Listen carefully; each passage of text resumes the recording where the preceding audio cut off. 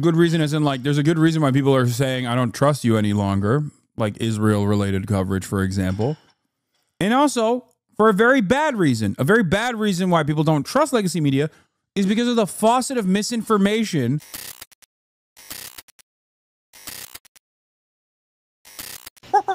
The Joe Rogan Experience. I have to say, I have such fucking news politics fatigue already. We're what, 2 months into the sort of president, the velocity of bullshit. Stupidity. If you can get 1 million plays in a day because Trump got bopped on the nose by a fucking boom mic, it just, the appetite is, it seems endless for it.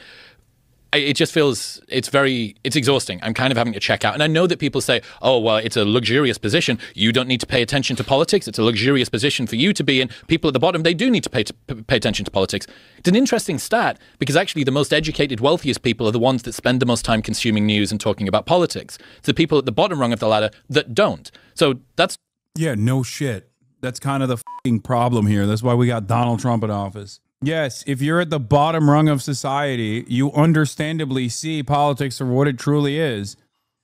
Something that rich people are doing with one another that is not going to impact your life in any way and only will impact your life in a negative way. Doesn't matter if you pay attention to it or not. That's why I'm so glad I had those 2 conversations with 2 different Uber drivers yesterday, okay? One was activated through podcast into believing a whole bunch of nonsense. The other one was completely tapped out of the subject after voting for Kamala Harris and not really liking the Democrats either. The reason why the second person was not really invested in politics is exactly what I'm talking about. If you can't activate people like her, I mean, think about it. Like, she's a black woman in the United States of America who's genuinely thinking about leaving the country, okay?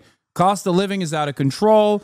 And she sees the political instability, and she's like, maybe it's time to leave. Like, we're literally seeing if we can penny pinch our way out of here. This is a person that drives Uber. In any case, the reason why that person, I think I demonstrated fairly well to those who have the capacity to understand what I was doing in that conversation. The reason why that person is checked out is because there's no association for her with any sort of tangible policies that will improve her life. She does not hear that from the Dems at all. She also doesn't think the Dems are being genuine when they advocate for things. She literally said, yeah, Trump does stuff, but when he says something, he's going to do something. That's weakness twofold. That's it. It's not true. I'm exhausted. I'm so... You're allowed to be exhausted. It's ridiculous.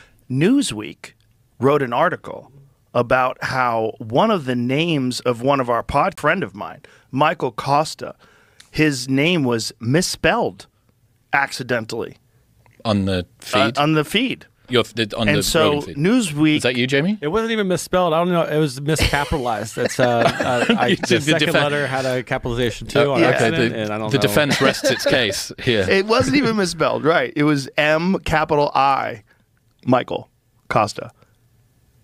Like me, Kyle Costa or something. Okay. Yeah, there's a headline. It's an article in Newsweek. Do you ever think that your career would result in you having typos for a headline, Jamie?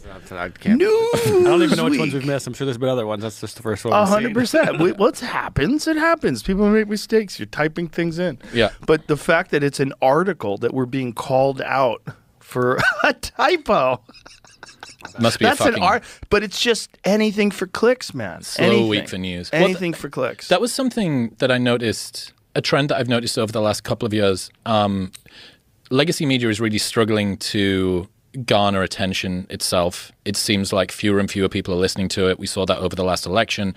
You know, it seems to me like the best way that legacy media can gain traffic is to talk about independent media. Yeah. How many times are we seeing headlines about Andrew Huberman or about the right-wing manosphere pipeline and how it's getting people to do this? Or the other side, like, why is there not a Joe Rogan of the left? Like, you know, whatever the headline is, more and more the way that legacy media is able to achieve traffic is only in reference to independent media. Yes. So then, as opposed to us being... He's not wrong. I mean... This is correct. These are 2 guys that I don't agree with, but he's right about this.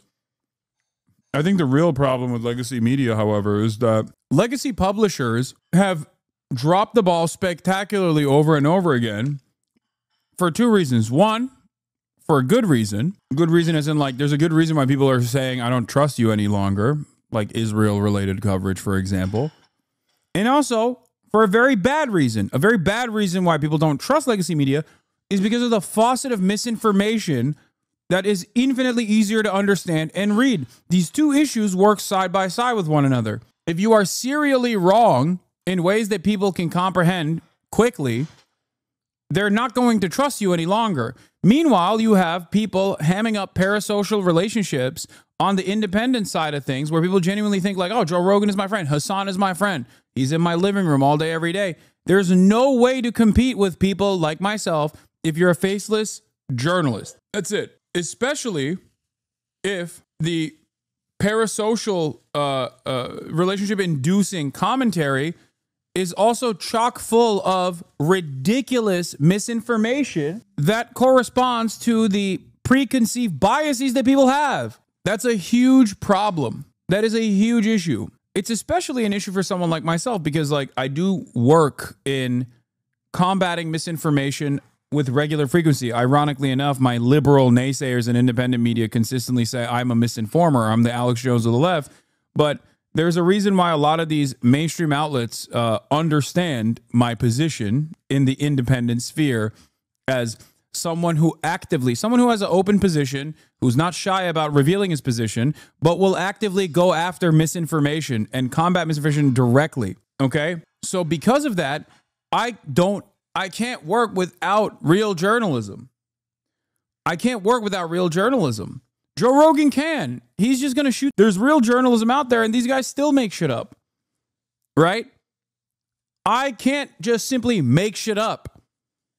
That's not my job. My job is to look at media and analyze it with a critical lens. But that still requires there to be real journalism happening, which is why I'm so fucking terrified. But my point is, it's very hard to try and generate support for someone who is serially engaging in parasocial confirmation bias. It's virtually impossible. Joe Rogan doesn't need to convince his audience of his positions. His audience likes him because of his positions. Someone like myself, on the other hand, has to convince the audience of the positions because these positions are not one that are readily available in the wild. And kind of the same goes for mainstream news as well. Like they have to maintain, as a part of their job, mainstream news outlets have to maintain the neoliberal agenda. They have to maintain the idea that everything you're experiencing, whether it be the cost of living crisis or whatnot, is actually fine. It's actually normal. It's a normal and healthy part of the process of capitalism. It's okay. Things are not as bad as you think they are. They have to normalize the harm that you're experiencing. It's a big part of what the Fourth Estate does. So in that regard, it's also very difficult for them to do that, especially in times of crisis. So when crisis comes around and the media keeps doing the same things that they do all the time to normalize the harm and pain that you're experiencing, only hyper-focus on the viewpoints of like, I don't know, small business owners or whatever. Ultimately, people like Joe Rogan who are going to take advantage of that resentment and the anger that people feel are going to win out against mainstream news, and they're going to do it with a chock full of misinformation. This dynamic exists in the duopoly and the last election cycle that took place. You have the Kamala Harris institution defenders running against a guy who wants to put a brick through the institutions. At a time when there's so much economic volatility, so much anger and resentment towards the living conditions that people experience, that they directly attribute to the institutions, yeah, of course people voted for the institution breaking party. Because the institution breaking party saw that anger and resentment and said, you're right to be angry, and you should be angry at, you know, more appropriate targets, obviously, not fucking like, you know, corporations of the powerful, but instead gay corporations and the gay powerful or DEI. It is, however, alarming that so many people primarily get their information from the likes of Joe, and that they get their notes from Joe. Like the things that Joe cares about, they care about too.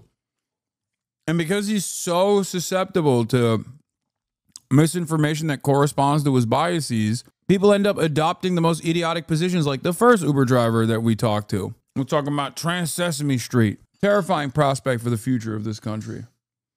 Downstream from them, they're now downstream from us. Yeah, and anything masculine is right wing. Huh. Anything. You cannot be masculine. Like, you cannot be interested in physical fitness, anything. It's a pipeline to being right wing. Yes. You can't like fast cars. Nope. You're not allowed to. You're not even allowed to like Teslas anymore. Misogynist. Which are the fastest cars. Yep. Yeah, you're a misogynist. You're probably racist. Maybe a Nazi. I'm going to put a swastika in your car just to let everybody know. There was some really fucking stupid graph that someone put up of how right-wing social media and new media people That was the Media dominate. Matters study. Yeah. This is And interesting. I was Jamie, at the can you try top and of the find that? list. I was at the top of the list, and I was like, I feel like the way Caitlyn Jenner must have felt like when she won Woman of the Year. Like, it's so quick. I got to the top of the list. I'm not even right-wing. Just because I support Trump, I support him over the rest of the fucking nonsense that was going on when you. I hate this. I hate that he represents the median voter here. What do you mean I'm right wing? I just voted for the most right wing administration of all time after endorsing said administration. Joe Rogan is not a car guy? Yes, he is. You're wrong. He literally is a car guy. He's like a Porsche collector. He doesn't talk about it as much any longer, but he's always been he's a big car guy. He used to talk about it all the fucking time. Actually, that just unlocked old memories of me listening to Joe Rogan. He fucking loved cars back in the day. He used to talk about them nonstop. So many episodes. He would talk about his Porsche. He never actually talks about cars anymore. Now that you think about it, holy shit. Yeah, he's too busy eating Elon's dick every episode. Trying to push through someone without even a primary. Here it is. This is it. I'm number one, bitch. It's kind of funny. Like, they're putting Theo Vaughn in Lex there. Friedman. Yeah, that's Lex Friedman. That's hilarious to put him in there. Who else they have in there that's ridiculous? Piers Morgan. Well, Piers Morgan is kind of right-leaning, I think. Right. But I think he's pretty... Dog, Piers Morgan literally is more liberal than Joe Rogan on many issues. That is crazy.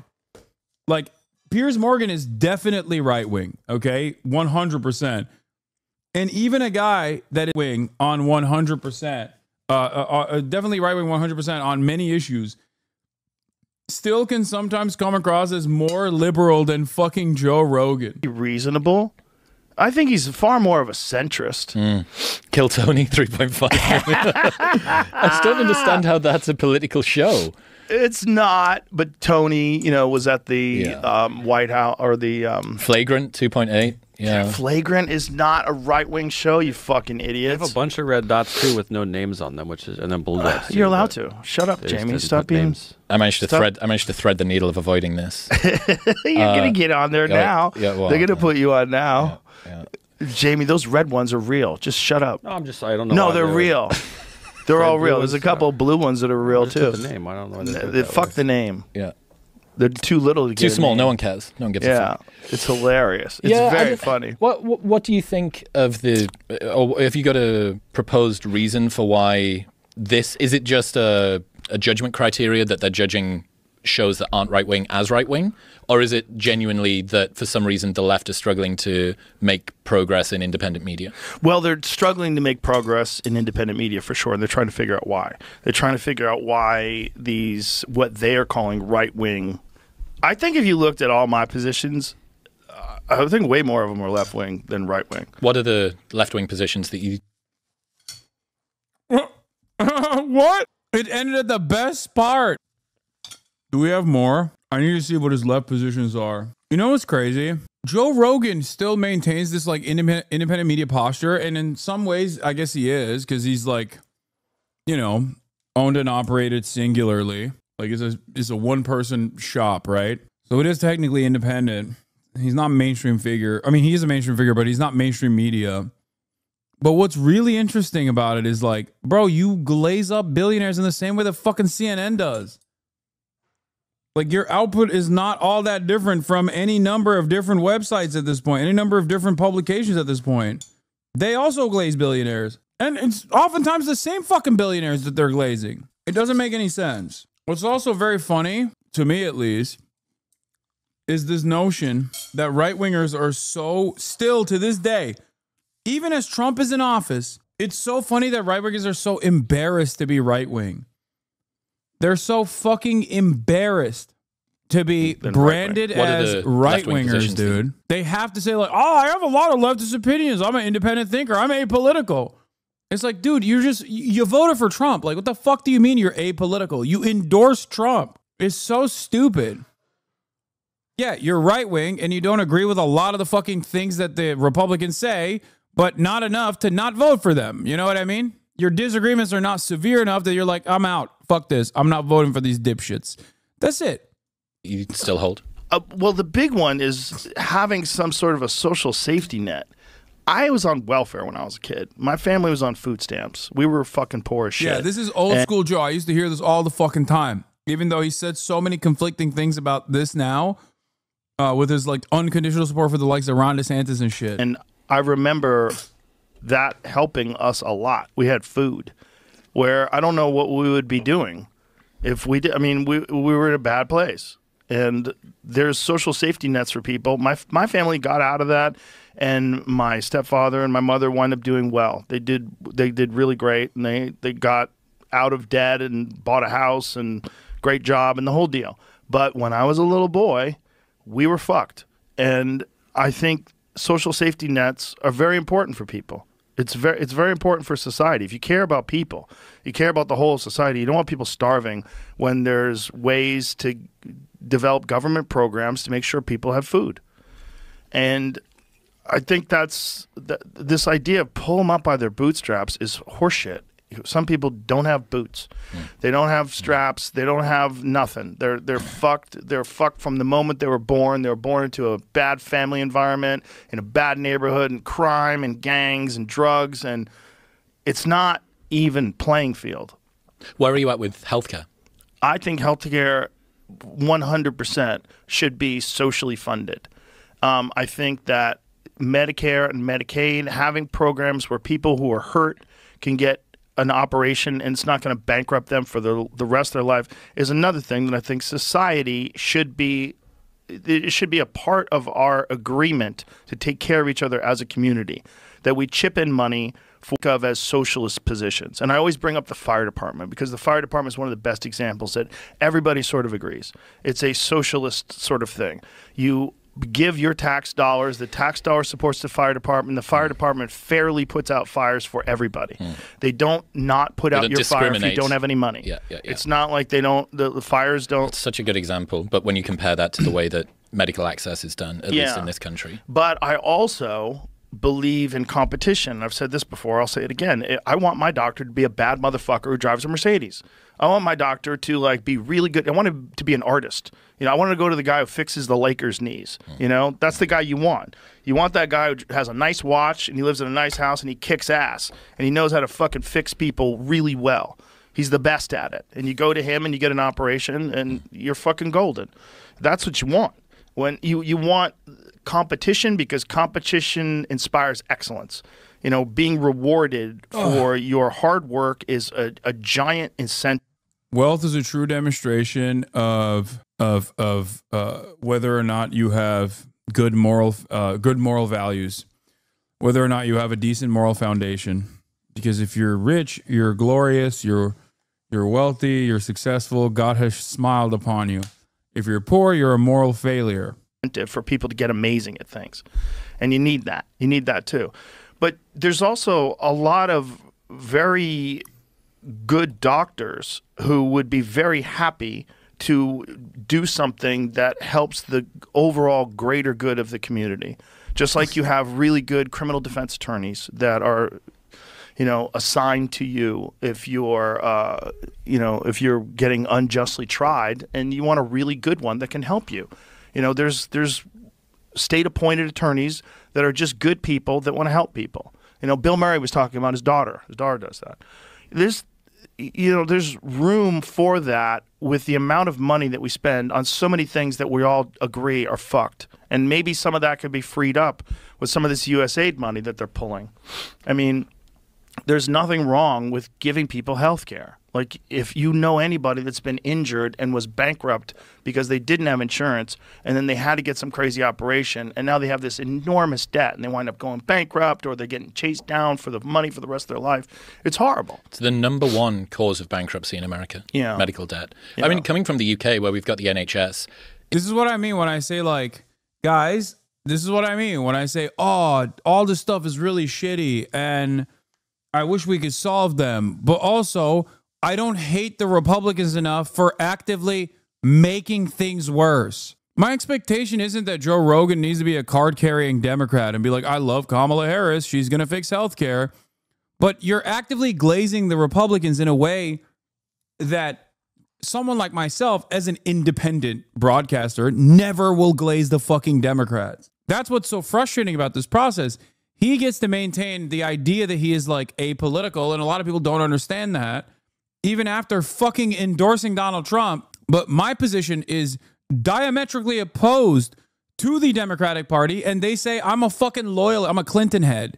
I'm a loyalist to the DNC, to the Democrats. Oh, you went to the DNC. It's like, I got fucking kicked out of the DNC too, okay? Trust. It's so stupid. Democrats can't confront their own Tea Party is so funny. This is not a Tea Party movement. The Tea Party was a AstroTurf movement funded by the Koch brothers. This is the opposite of a Tea Party movement. This is real, genuine anger and resentment from the Democratic voter base towards the Democrats for not doing anything, for not doing enough. Very, very frustrating. You've been historically kind of woke, bro. I know.